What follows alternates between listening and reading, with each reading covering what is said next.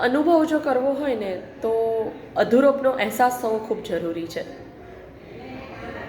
એટલે કે આપણી પાસે એક ગ્લાસ ભરેલો છે, એ ગ્લાસ અડધો ખાલી છે.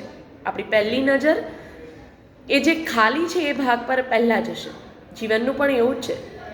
જે ખાલી ખૂણા છે એ ખૂણા પર આપણી નજર પહેલાં જાય છે, પણ જે ખૂણા ભરેલા છે, જે ખૂણાઓમાં વિભિન્ન રંગો છવાયેલા છે, એ રંગને પારખવાની કળા આપણામાં આવતી જ નથી. જો એ કળા આવી જાય ને તો પેલા ખાલી ખૂણા જે આપણને કનડી રહ્યા છે, જે હેરાન કરી રહ્યા છે, એની તાકાત નથી કે આપણને હેરાન કરી શકે. કહેવાનો મતલબ, મિત્રો, દ્રષ્ટિકોણ બદલીશું ને તો સૃષ્ટિ બદલાઈ જશે. કહેવાય છે ને, દ્રષ્ટિ એવી સૃષ્ટિ.